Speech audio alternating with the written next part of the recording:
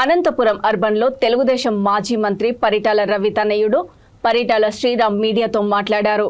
ప్రజాసేవకే తన జీవితం అంకితమని, నిరుపేదలకు ఎల్లప్పుడూ అండగా ఉంటానని అన్నారు.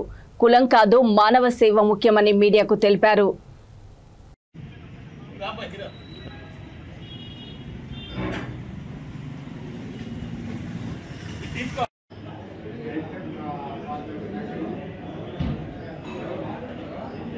మొదలు పెట్టడం జరిగింది.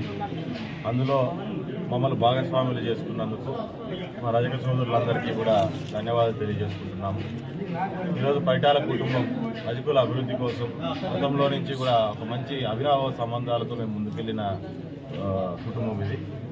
ఈ కుటుంబం నుంచి మన కుల అభివృద్ధి కోసం, మీ పర్సనల్గా కుటుంబాల అభివృద్ధి కోసం అని చెప్పని గతంలో నుంచి కూడా మాకు చేతనైనంత వరకు చేసుకుంటూ ముందుకు వచ్చాం. ఈరోజు వ్యక్తిగతం నుంచి కులాన్ని అభివృద్ధి చేసే దాంట్లో మా వంతు కృషి ఏదైతే ఉందో ఆ కృషిని 100కి 100 పాళ్ళు మేము చేయడానికి, చేసి ఆ పేరు నిలబెట్టుకోవడానికి పరిటాల కుటుంబం సిద్ధంగా ఉందని తెలియజేస్తున్నాను.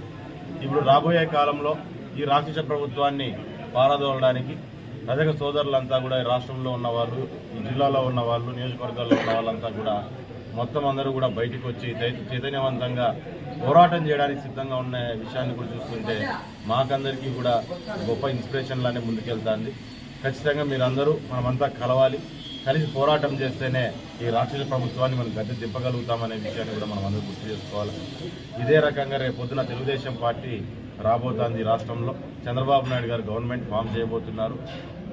ఖచ్చితంగా రజకులకు ఒక ఉన్నతమైన స్థానం మనకు ఖచ్చితంగా రేపు ఉండేటట్టుగా చూస్తామని, అన్నిటికంటే ముఖ్యంగా తెలుగుదేశం ప్రభుత్వం అంటే అది బీసీల గవర్నమెంట్, బీసీల ప్రభుత్వం, ఆ బీసీల పార్టీ తెలుగుదేశం పార్టీ.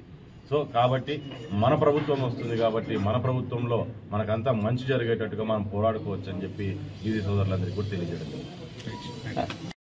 పరిటాల రవి అంటే ఆకలి ఉన్న వానికి అన్నం పెట్టే మహానుభావుడు అంటారు సార్. ఆ విషయంలో మీరు ఇప్పుడు కూడా అదే వారసత్వాన్ని పొందుతున్నారు సార్. మీ దగ్గరికి ఎంతో మంది వచ్చింటారు కదా, తీరా సాధారణ వాళ్ళకి మీ యొక్క సాయం ఏం చేస్తారు సార్? ఈరోజు పరిటాల అనేది నా ఇంటి పేరు నుంచి ఎప్పుడో ఒక వర్గానికి పేరు మారిపోయింది. నా ఇంటి పేరు ఎప్పుడు కాదు.